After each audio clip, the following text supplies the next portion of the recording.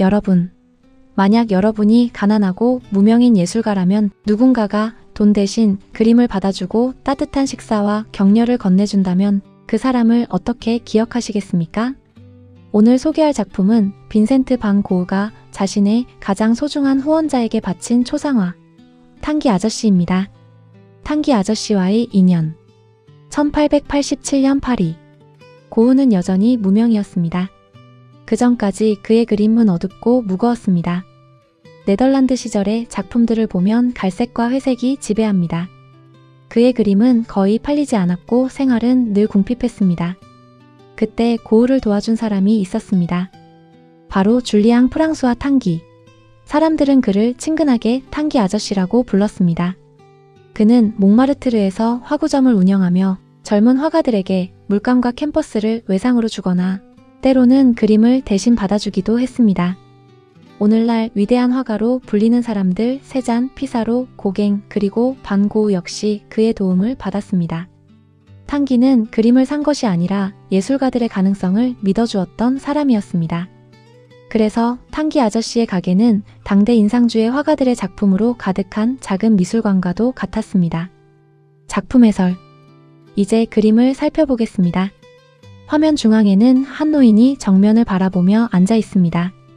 넓은 챙에 모자를 쓰고 두 손은 차분하게 포개져 있고 몸은 거의 움직임이 없습니다. 얼굴에는 온화한 미소도 극적인 감정도 보이지 않습니다.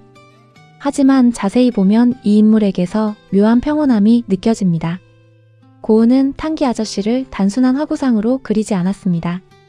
마치 세상의 풍파를 모두 견뎌낸 현자처럼 표현했습니다. 실제로 고흐는 이 작품에서 탕기 아저씨의 친절함과 겸손함을 강조하려 했습니다.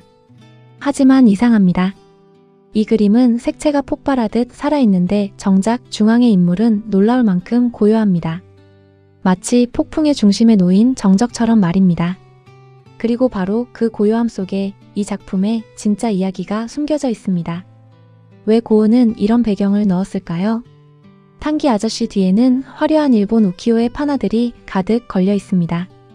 후지산, 벚꽃, 기모노를 입은 여성 일본의 풍경들이 마치 벽지를 이루듯 배치되어 있습니다. 당시 유럽 화가들은 일본 미술에 열광하고 있었습니다. 특히 고흐는 일본 판화를 수집할 정도로 일본 예술을 사랑했습니다. 그는 일본을 순수함과 평화가 존재하는 이상향처럼 생각했습니다. 그래서 고흐는 탕기 아저씨를 일본 판화 한가운데 앉혀놓습니다.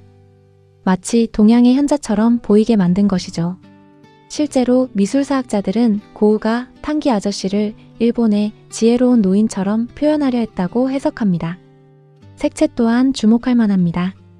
푸른 외투, 초록빛 모자, 붉은 수염, 그리고 노랑과 분홍, 초록이 뒤섞인 배경. 이전의 고흐에게서는 볼 수 없었던 밝고 강렬한 색들입니다.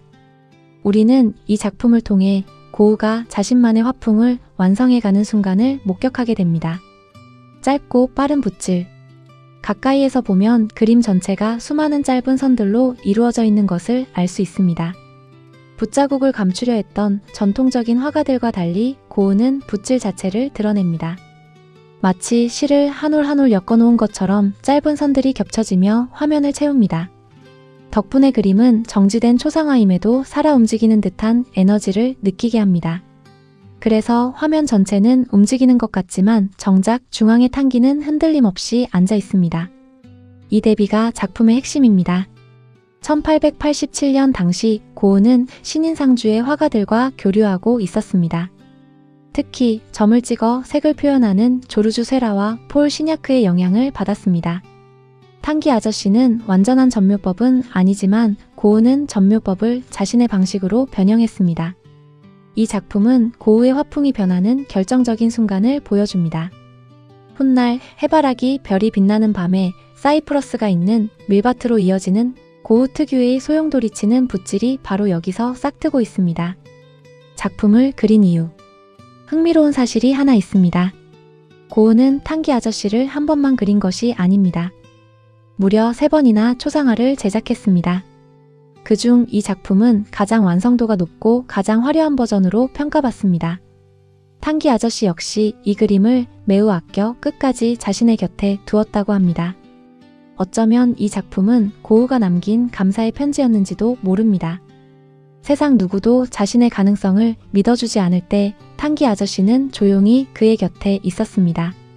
그리고 고흐는 그 사실을 결코 잊지 않았습니다. 자신을 믿어준 사람, 가난한 화가를 외면하지 않았던 사람, 그리고 예술가들의 꿈을 지켜준 사람.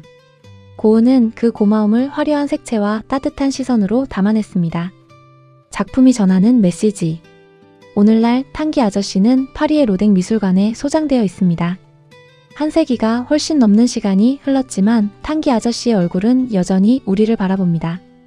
판단하지도 요구하지도 않고 그저 조용히 바라봅니다. 그리고 우리에게 묻는 듯합니다. 당신은 누구의 꿈을 조용히 지켜주고 있는가? 어쩌면 세상을 움직이는 가장 위대한 힘은 화려한 성공이 아니라 이름 없이 누군가를 믿어주는 작은 친절인지도 모릅니다. 고흐는 그것을 그림으로 남겼고 우리는 오늘 그 따뜻한 헌사를 마주하고 있습니다. 그리고 그 헌사는 130년이 넘는 시간이 흐른 지금도 여전히 따뜻한 감동을 전하고 있습니다.